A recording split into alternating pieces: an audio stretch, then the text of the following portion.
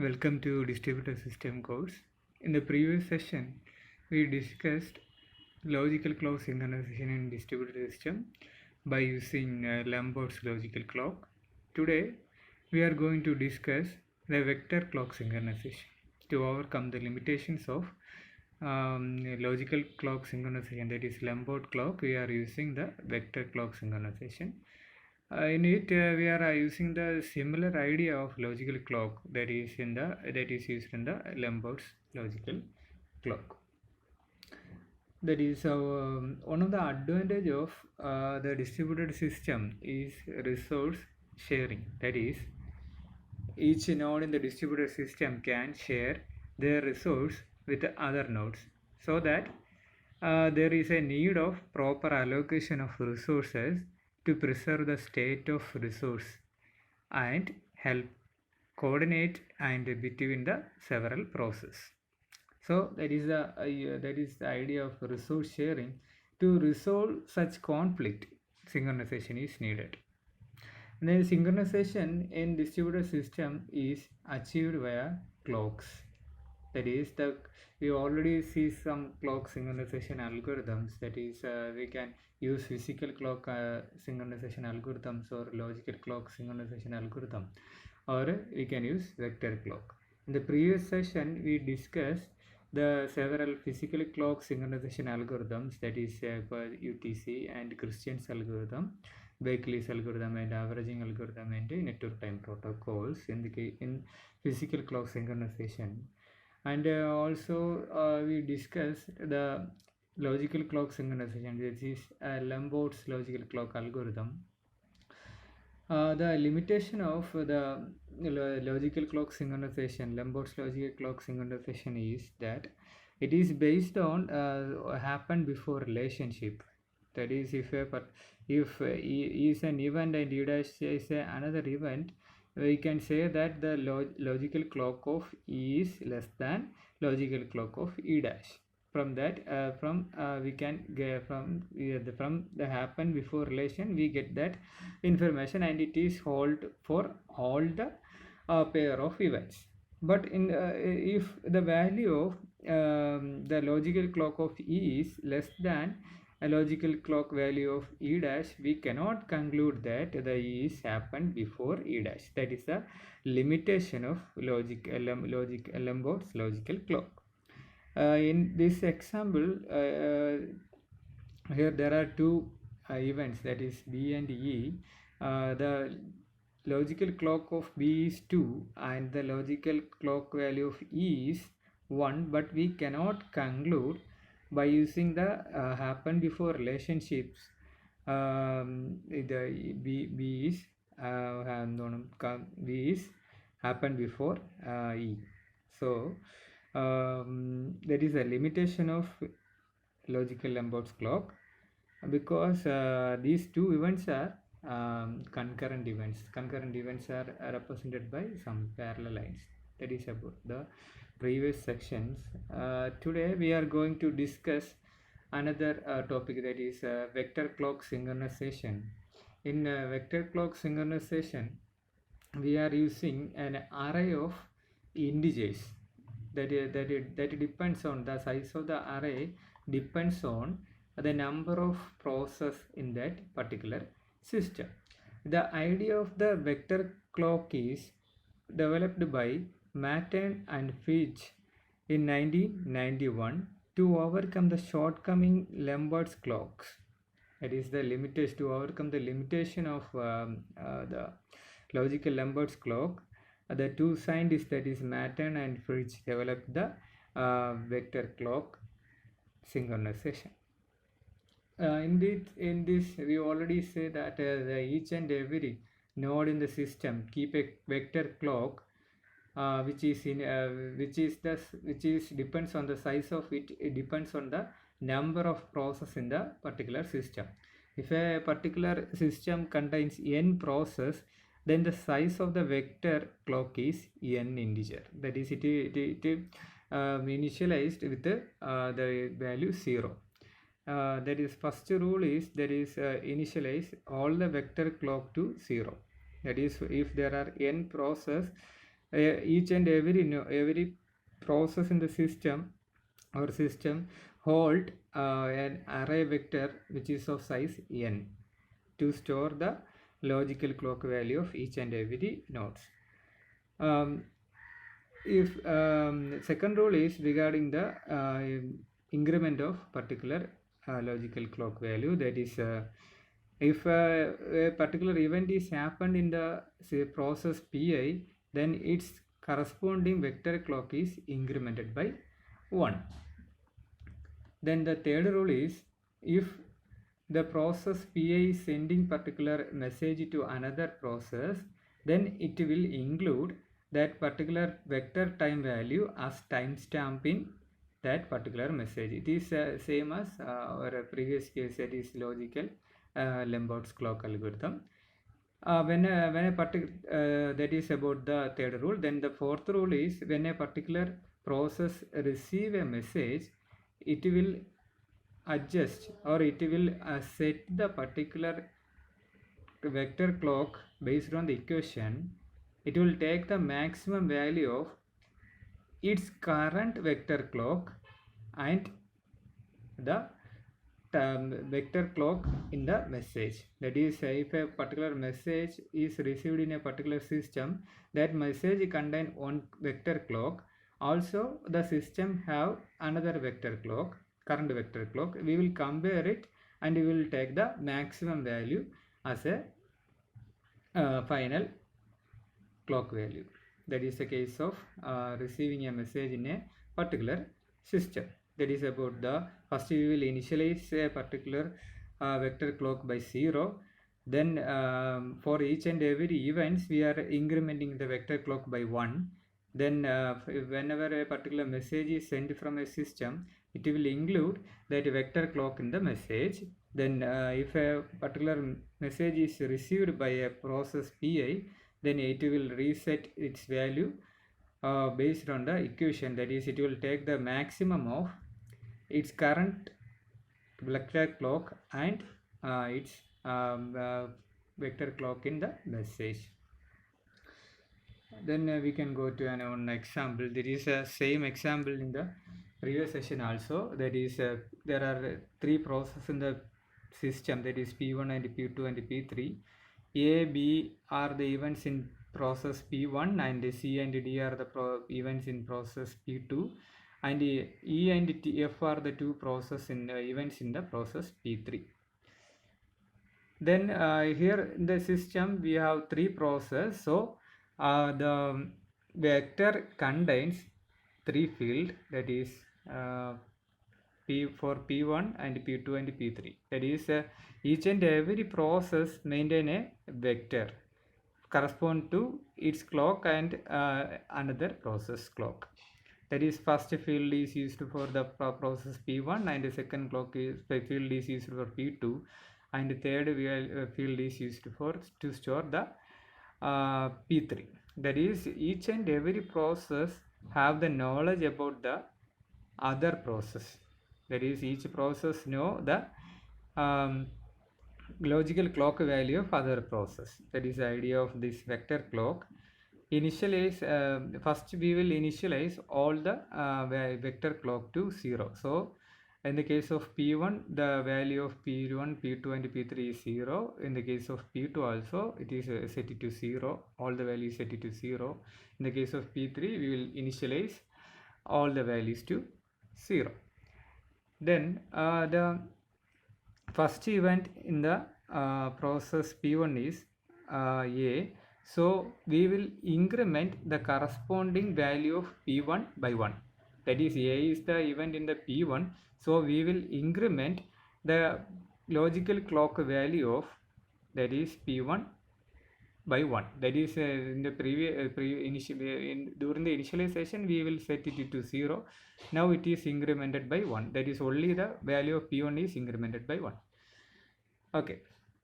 Then the first event in P3 also, it is event is E. So we will increment the logical clock value of P3 event by 1.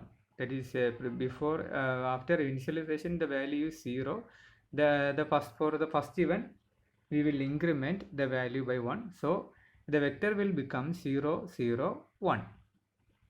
Okay, then come to the second event in the process p1, that is b. So we will increment only the vector field correspond to p1, that is we will increment the p1 field from 1 to 2, that is we will increment 1 by adding 1 to the p1 vector clock field.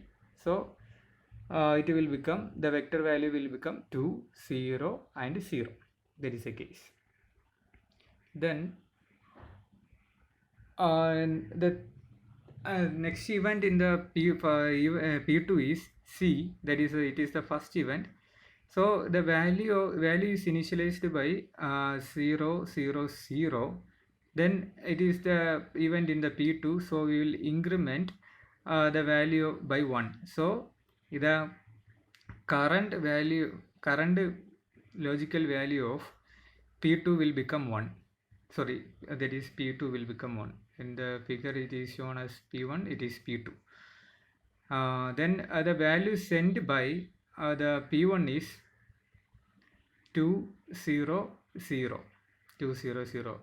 So we will take the maximum value of these two, that is the p2 receive a message from p1 which contains a clock value 2 0 0, and the current logical clock value of p2 is 0 1 0. We will take the maximum value of these two vectors, that is we will compare the first field 0 and 2, the maximum value is 2, and then we will compare the second field 1 and 0, the maximum value is 1. Then we will compare the last field 0 and 0, the maximum value is 0. So we will set the maximum value of these vectors as the current logical value of p2. Okay, then the next event in p2 is d. So we will increment only the p2 field in the vectors. So 2 remains 2. Then 1 will incremented by 1, that is the field of p2, that will incremented 2 by 1, that will become 2. The next field is 0. Okay. The next event in the p3 is f. The current logical value of the p3, vector value of p3 is 0 0 2 0 0 2. Here also there is a mistake in the figure, that is it is represented, so it is correct. p3, the current value of pt is 0 0 2, and the value of sent by the message m2 is 2 2 0. The value, the logical vector value in the timestamp field of the message m2 is 220, that is sent by p2.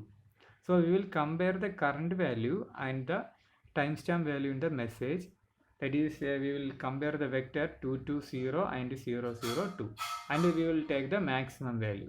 So we will compare the first field, that is 2 0, it will reflected as 2, then again 2 0, that is reflected as 2, maximum value 2, then 0 2, it will set it to the value 2. So we will get the new vector as 2 2 2.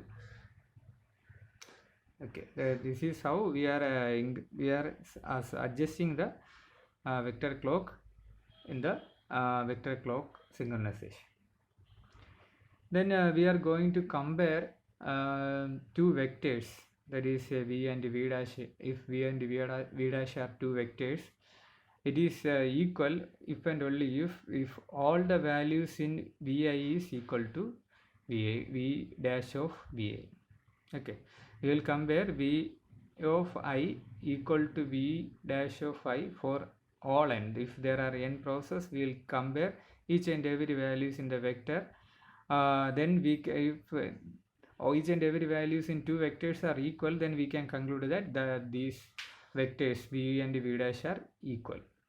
If two vectors v and v dash are less than or equal to, that is v is less than or equal to v dash, if and only if for some values, that is all values vi is less than or equal to v2.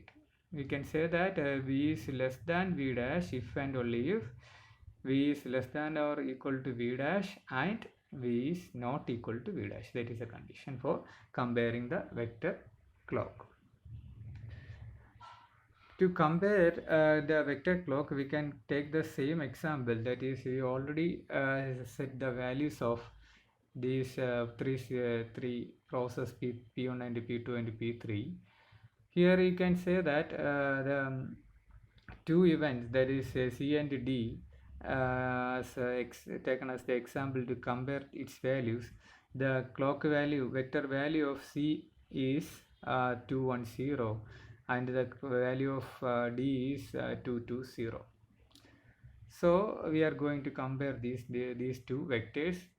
For it hold the relation, that is vector clock of event C is less than or equal to vector clock of the vector clock of event D. So 2 is less than 2, then 1 is less than 2 and 0 is less than or equal to 0. So we can say that it holds the relation less than or equal to in these two events C and D. Then you can say that it is less than, strictly less than. Then in the case of A and F, we can say that 1 is less than 2 and 0 is less than 2 and 0 is less than 2. Strictly less than, that is if the both the conditions are hold, then we can say that it is strictly less than. That is there is no possibility that it is equal to. This is another example to compare the vector values of two vectors. Here you can see that the system contains three processes. The P1 contains four events, that is P11, P12, P13 and P14. P2 contains also 4 events and P3 contains 3 events. Now we will you can see how the values are set in this particular situation. Initially all the values are initially 0. Then the first event in the P1 is E11.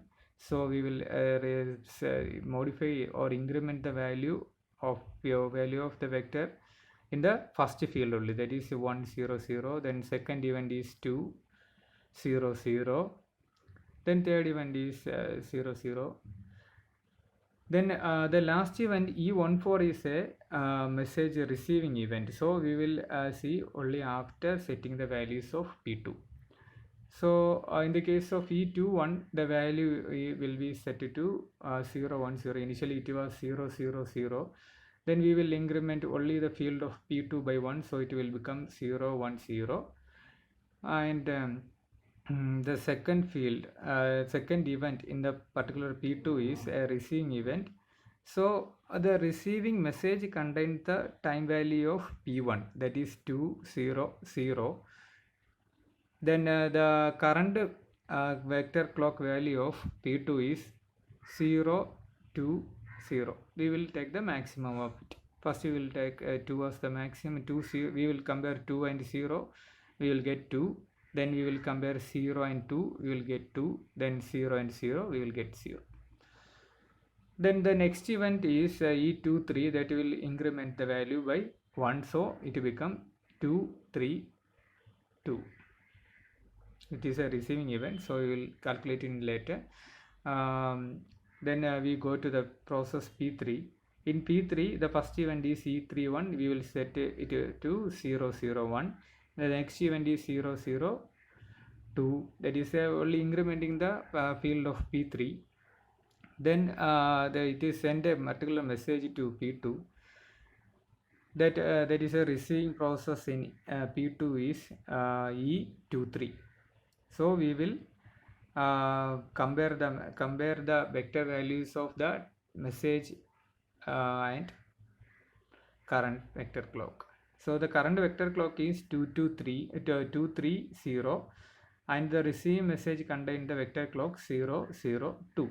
So we will first compare 2 and 0, maximum is 2. Then 3 and 0, maximum is 3. Then 0 and 2, the maximum is 2. Then the event in the P2 is E2 it is 242. So it is only incrementing the second field, that is P2 by 1.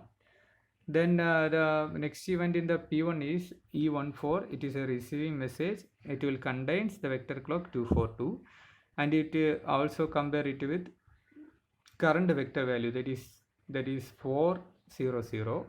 So we will take the maximum of 4 and 2 4, then 0 and 4 4, 0 and 2 2.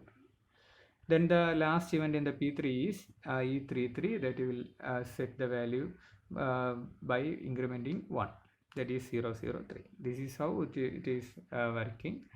Then we can compare the values, that is if two vectors, taking two vectors VA and VB, if it is equal, if for all the process PI it is holding VA equal to V2. If we take the vector as 2 2 2, then the both are equal, 2 2 2 and 2 2 2. Not equal for at least one process, it is not hold, then we can say that it is not equal. Less than or equal to is hold for all process, that is 2 1 2, then is less than or equal to 2 2 2, that is it is holding for all process, it is okay, it at least it is less than or equal to for all process. In the case of less than, strictly less than, it is for all process PI, VA values will be less than or equal to VB. There exists at least one process for which VA is strictly less than VB, then we will go to less than. In the case of less than or equal to, for all process it should be hold. So in the case of strict less than, there exists at least one process which strictly less than two vectors, taking 2 1 2 and 2 2 2. In the case of the second field, one is strictly less than 2, so we can say that it is less than. Then the properties of vector clocks, that is if we are taking two events E and E dash, if E is happened before E dash, then we can conclude that vector value of E is less than vector value of E dash. The same as Lombard's clock. In vector clock, it also hold V of E, that is vector of E, event E is less than vector of E dash, then we can conclude that the E is happened before E dash. Then there is a condition for concurrent events, that is if neither vector value of E is less than or equal to vector value of E dash, nor vector value of E dash is less than or equal to vector value of E, then we can conclude that the both events are concurrent events. That is neither these conditions, that is vector clock should be less than or equal to a vector clock of another event in both direction, should not be hold. For example, here you can see two events, that is C and E. The vector value of C is 210. That we cannot conclude that is less than or equal to, because the value of 2 is greater than 0, so it is not holding. In the case of we are comparing 0 0 1 with 2 1 0, in that case also we cannot conclude as it is less than, because in the last field 1 is less than 0. So both the events are concurrent events. C and E are both concurrent events. Then in the second example, you can see that there are already we set the vector clock of all the events. If we take the one example, E31 is happened before E14, then the vector clock also hold the same properties. Then if E31 is happened before E14, then vector clock of E31 is less than vector clock of E14, that is holding here. And another example is E12 is happened before E23, then the vector clock of E12 should be less than the vector clock of E23. If we consider two events E11 and E33, we cannot say that the vector clock of E11 is less than or equal to, not less than or equal to, it is less than or equal to vector clock of E33. That is, it is not holding. That is 100 is not less than 003, and 003 is not less than 100. So we can conclude that both events are concurrent events. In the case of E13 and E23 also, you can see that the both events are concurrent events. Thank you.